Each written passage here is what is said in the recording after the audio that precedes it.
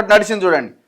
సవాల్ విసిరి రాలేదేం, కనీసం మంత్రులైనా వస్తారనుకున్నాం, మరో తేదీ స్థలాన్ని మీరే నిర్ణయించండి, లేదంటే కేసీఆర్కు క్షమాపణ చెప్పండి. ముఖ్యమంత్రిని ఉద్దేశించి కేటీఆర్ వ్యాఖ్యలు. రైతు సమస్యలపై చర్చించడానికి కేసీఆరా కేటీఆరా, ఎవరొస్తారో రమ్మని మీరే సవాల్ విసిరారు. మీ సవాల్కు సిద్ధపడి చర్చించడానికి వస్తే మీరెందుకు రాలేదంటూ బీఆర్ఎస్ వర్కింగ్ ప్రెసిడెంట్ కేటీఆర్ సీఎంను ఉద్దేశించి ప్రశ్నించారు. ఢిల్లీ పర్యటన పెట్టుకొని ఎందుకు వెళ్ళారు అంటే, ఈయన వస్తున్నానట, ఆయన ఢిల్లీకి పోయిందట. ఈయన పెద్ద నిపుణుడైన ఎక్స్పర్ట్, ఈయన వస్తే ఇక మొత్తం గడగడలాడాల్సింది అవతలోడు అంతా అని ఈయన రాగానే ఆయన వెళ్ళిపోయినాడు ఢిల్లీకి. ఈయన సవాల్, ఇగో సీఎం రమ్మన్నది కేసీఆర్ని, రావాల్సింది అసెంబ్లీకి. ఓర్వలేకనే ప్రభుత్వంపై అవాకులు చవాకులు. కేటీఆర్పై ఉప ముఖ్యమంత్రి భట్టి ధ్వజం. మహబాద్ జిల్లాలో అభివృద్ధి పనులకు శంకుస్థాపన. అన్ని పేపర్లలో ఈ వార్త హైలైట్ అవుతున్నది. ఆంధ్రయో మళ్ళీ చదవడం ఎందుకు, ఇగో ఒకరినొకరు తిట్టుకున్నారు, ఏముండదు ఇడ. ఇదంతా పేపర్లలో వార్తలు వస్తుంది ఈ డ్రామాలన్నీ. హైదరాబాద్ సోమాజిగూడ ప్రెస్ క్లబ్లో కేటీఆర్ పక్కన సీఎం కోసం వేసిన కుర్చీ. ఈయన యాక్షన్ డ్రామా, ఆస్కార్ నటుడు కదా ఆయనకి. ఇక ఏదో వెయిట్ చేస్తున్నట్టుగా ఫోటో, హానరబుల్ చీఫ్ మినిస్టర్ అని ఒక చైర్ వేసి పెట్టిరు కదా. నేను తొలి వెలుగులో ఉన్నప్పుడు సేమ్ గిట్లనే ఈ వైట్ ఛాలెంజ్ నేను చేసిన ఇంటర్వ్యూ ఇది. ఆనాడు రేవంత్ రెడ్డి, నేను తొలి వెలుగు ఆఫీస్కి వచ్చినాడు, ఆయన వైట్ ఛాలెంజ్ విసిరిండు. వైట్ ఛాలెంజ్ విసిరితే చలో నేను చర్చకు రెడీ అని అంటే, రేవంత్ రెడ్డి వచ్చి ఆఫీస్లో కూర్చున్నాడు, పక్కన మేము కూడా ఇట్లనే ఒక చైర్ వేసి కూర్చోబెట్టినాం. మరి ఆనాడు ఆయన కూడా రాలే. ఆయన ఆనాడు ఏమన్నాడు, నేను ఈడెందుకు వస్తా, ఈడికిరా ఆడికిరా ఆడికిరా అని ఏదో రకరకాలుగా ట్విట్టర్లో ఏదో ట్వీట్ చేసిండు. ఆస్క్ కేటీఆర్ అనేది నడిచింది కదా అప్పుడు. సో రా చర్చకు అని అంటే ఆనాడు రాలే. ఇప్పుడు ఎట్లుంటుంది సవాళ్ళు ప్రతి సవాల్, ఇదంతా కూడా ఒక పొలిటికల్ డ్రామా. అంటే ఆనాడు పేపర్లో రావడానికి, ఆనాడు అది చర్చ ఉండడానికి చేసే ఒక ఎత్తుగడ ఇది కూడా ఒక పొలిటికల్ స్ట్రాటజీ. ఇప్పుడు కేటీఆర్ దగ్గర ఏం సమాధానం ఉంది? కేటీఆర్ దగ్గర ఏం సమాధానం ఉంది? మీ తండ్రి 38 మంది బీఆర్ఎస్ ఎమ్మెల్యేలు కలిసి మీ ఫాదర్ని కేసీఆర్ని శాసనసభాపక్ష నేతగా, బీఆర్ఎస్ పార్టీ నుంచి శాసనసభాపక్ష నేతగా ఎన్నుకున్నారు.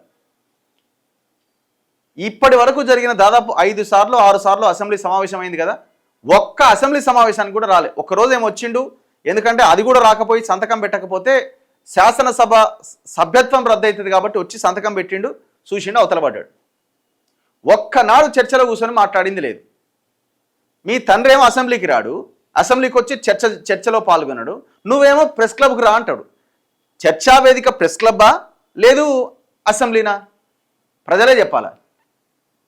ప్రజల సమస్యల మీద, రైతుల సమస్యల మీద చర్చించాల్సిన చర్చా వేదిక అసెంబ్లీనా, సోమాజిగూడ ప్రెస్ క్లబ్బా? కేటీఆర్ సమాధానం చెప్పాలి. అసలు మీ ఫాదర్ ఎందుకు ప్రెస్ క్లబ్కి వస్తలేడో సమాధానం చెప్పాలి. అన్నింటికంటే ముఖ్యంగా మీ చెల్లెగారైన కవిత గారు చాలా ప్రశ్నలు లేవనెత్తారు. ఏమని? నిన్ను గ్రీకు వీరుడు, లీకు వీరుడు అన్నది. చూసిరు కదా లెటర్లో చాలా క్లియర్గా. ఆమె మొన్న ఒక ఇంటర్వ్యూలో, TV5 ఇంటర్వ్యూలో చెప్తున్నది, మా నాయన సగం ఇడ్లీ తిన్నా, మొత్తం ఇడ్లీ తిన్నా, ఎంత ఇడ్లీ తిన్నాడో కూడా బయటికి మధ్యాహ్నం వరకు బయటకు వస్తుంది అని. మరి ఎవరు లీక్ చేస్తున్నారు? దానికి ఆన్సర్ చెప్పు ఫస్ట్.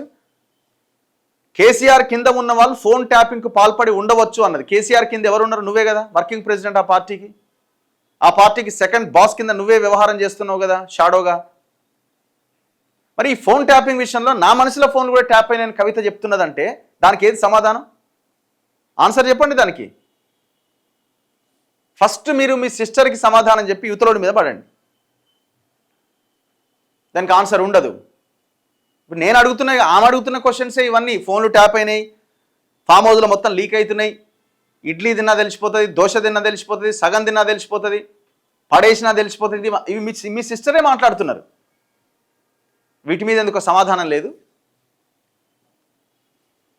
అసలు తెలంగాణని సర్వనాశనం చేసింది, ఆ బీఆర్ఎస్ పార్టీని ఎటుకాకుండా చేసింది నువ్వే కదా. మొత్తం వ్యవహారం అంతా నడిపించింది. హైదరాబాద్లోని సోమాజిగూడ ప్రెస్ క్లబ్లో కేటీఆర్ పక్కన సీఎం కోసం వేసిన కుర్చీ. చర్చకు రమ్మని ఢిల్లీకి పారిపోయావేం? పారిపోవడం రేవంత్కు అలవాటే. రచ్చ తప్ప చర్చ చేయడం రాదు. నువ్వు రాకపోతే డిప్యూటీ సీఎంను లేదా వ్యవసాయ మంత్రిని పంపు. సమయం స్థలం చెప్పు. ఈసారి రాకుంటే కేసీఆర్కు క్షమాపణ చెప్పాలి. కేటీఆర్ ధ్వజం. పార్టీ నేతలతో ప్రెస్ క్లబ్ వద్దకు సీఎం కోసం కుర్చీ. సభలో చర్చిద్దామంటే ప్రెస్ క్లబ్లో రాద్ధాంతం ఏంటి అని బట్టి అంటున్నాడు. వచ్చే ఎన్నికల్లో బీఆర్ఎస్కు డిపాజిట్లు గల్లంతే. నేను స్పందించేంత స్థాయి కేటీఆర్ది కాదు. మహేష్ కేటీఆర్ పిచ్చి కుక్కలా వరులుతున్నాడు. రామ్మోహన్ రెడ్డి చెల్లెలి ఫోన్ ట్యాప్ చేసిన నీచ చరిత్ర నీది. అద్దంకి దయాకర్. కేటీఆర్ దమ్ముంటే రాధాకృష్ణను టచ్ అయ్యి ఈదోలొల్లి తర్వాత మాట్లాడదాం దీని గురించి.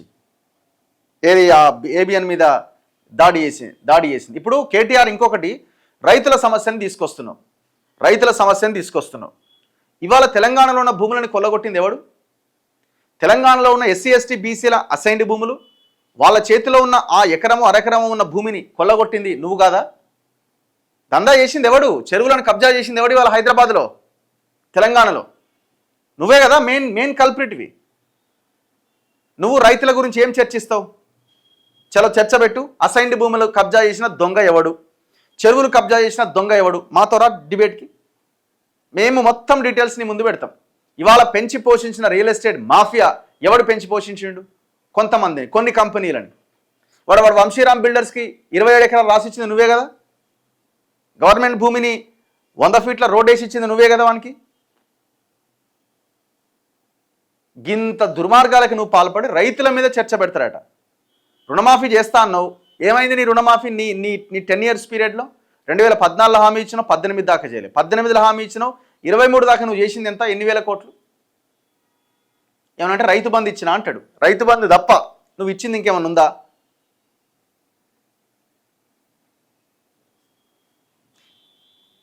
సో ఇదంతా ఒక పెద్ద డ్రామా. ఇప్పుడు ఇంత మాట్లాడుతున్నాడు కదా కేటీఆర్, మరి రేవంత్ రెడ్డి ఏం చేస్తున్నాడు? అరే రేవంత్ రెడ్డి ఇప్పుడు జైల్లో వేస్తేనో ఇంకోటి వేస్తేనో కాదు, అట్లీస్ట్ ప్రజల సొమ్మును దోపిడీ చేశారని మీరే కదా ఎలక్షన్స్కి ముందు చెప్పింది.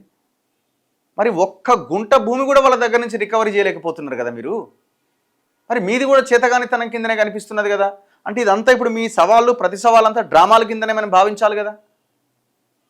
అట్లీస్ట్ మీ పొలిటికల్ స్ట్రాటజీలో భాగంగా వాళ్ళని ఫైనాన్షియల్గా కూడా వీక్ చేయడానికి అవకాశాలు ఉన్నాయి. ఫైనాన్షియల్ కంటే వాడు ఏమైనా కష్టపడి సంపాదించింది తీసుకోమన్నట్లే. ప్రజల సొమ్మును దోపిడీ చేసిన సొమ్ముతో ఏర్పరచుకున్న సామ్రాజ్యాన్ని కూల్చమని చెప్తున్నాం. దాన్ని ప్రభుత్వ ఖజానాలోకి రికవరీ చేయమని చెప్తున్నాం. పొలిటికల్ వ్యూహంలో భాగంగా గాపనన్న చేయొచ్చు కదా.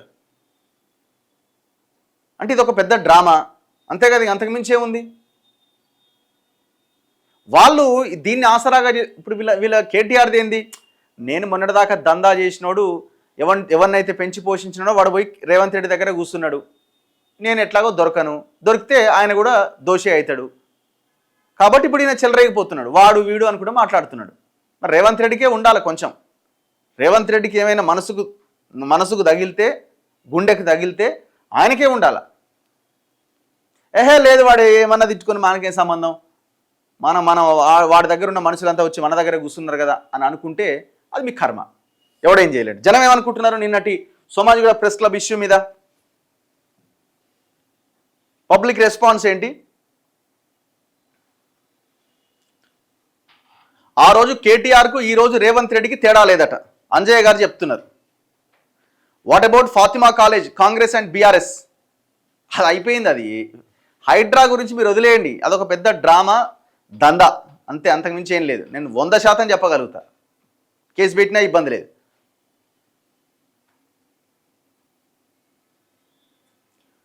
I don't know how dumb people are. No one is questioning how much of the percentage of budget the government is allocating for education and health. Nothing. Zero. 7% education, 4% health.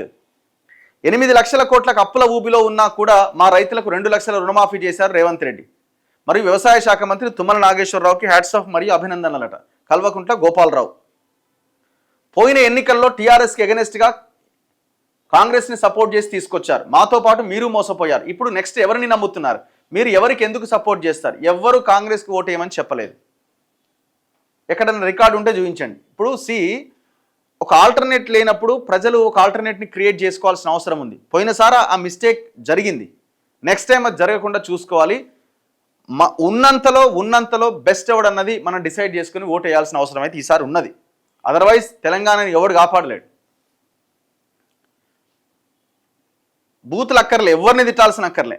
దొంగ, worst, 420 phone tapping ముచ్చట ఎటుపోయిందన్న నేను అదే అడుగుతున్నా. ఎటుపోయిందని అడుగుతున్నా ఈ గవర్నమెంట్ని కూడా. ఇప్పుడు కేటీఆర్కి ఏం పని లేదు. రఘు గారు గుడ్ మార్నింగ్. ప్రతిరోజు కొంచెం కొంచెం టైం కాల్స్ పెట్టండి ప్లీజ్, సమస్యలు చాలా ఉన్నాయి. ఓకే, జనాల్లో బిల్డప్ కోసం కేటీఆర్ ప్రెస్ మీట్ అట. వాసవి సరోవర్ మూసాపేటలో హిస్టారికల్ ఇమేజెస్ చూడాలి, రంగనాథ్కి చెరువు ఉందా లేదా తెలుస్తుంది. బ్యాక్ ఇమేజెస్కి వెళ్తే మొత్తం భాగవతం అంతా బయటపడుతుంది. ఎంత దుర్మార్గులని, మొత్తం ఈడున్న చెరువును ఎత్తుకొచ్చి ఈడ పెట్టిరు. ఉంటుందా అట్లా? ఏమన్నా చెరువు ఇప్పుడు నీళ్ళు ఈడ చూపించాలి లొకేషన్, ఇది తీసుకుపోయి ఈడ పెట్టిరు అనుకో, అసలు అట్లా సాధ్యమైద్దా? తెలంగాణలో సాధ్యమైంది కేటీఆర్ వల్ల. దుర్మార్గుడు. చెరువుని ఒక ప్లేస్లో ఉండాల్సిన చెరువు లొకేషన్ని మార్చిరండి వీళ్ళు. కేటీఆర్ మా రఘు అన్నకి కూడా సమాధానం చెప్పలేడట. ఆయన ఎవరికి చెప్పలేడు. చెల్లెకి చెప్పమని రాదు ఫస్ట్, మాకెందుకు, ఫస్ట్ సిస్టర్కి సమాధానం చెప్పమను. టీఆర్ఎస్ అండ్ కాంగ్రెస్ ఒకే బాటిల్లో నడుస్తున్నాయి. కరెక్టే. Hello brother, I watch your news daily, I follow you, you are doing great job. Thank you Harish గారు. అందరూ ఒక్కటే, ఒకరినొకరు తిట్టుకోవడం అంతా ప్రజలకు చూపించడానికి. తెలంగాణలో ప్రజలకు మేలు చేసే లీడర్లు లేరు అన్న. కేటీఆర్ అంత అహంకారి దునియాలో లేడట.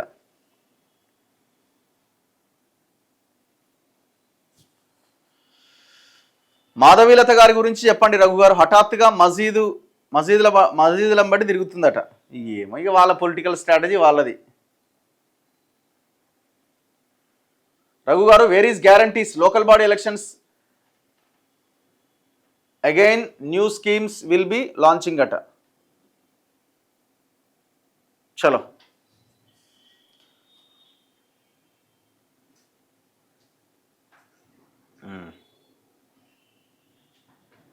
కేటీఆర్ ప్రెస్ క్లబ్కి వచ్చి కేసీఆర్కి ఎందుకు సారీ చెప్పాలి? ఏందో అర్థం కాలే నాకు. ట్రాపింగ్ రాష్ట్ర సమితి అట. టీఆర్ఎస్ అంటే ట్రాపింగ్ రాష్ట్ర సమితి. టీ అనేది తీసేసిరు కదా, అందుకే టీ అనేది ఎత్తేసిరు కదా వాళ్ళ దాంట్లోంచి. చలో నెక్స్ట్ మిగతా వార్తల్లో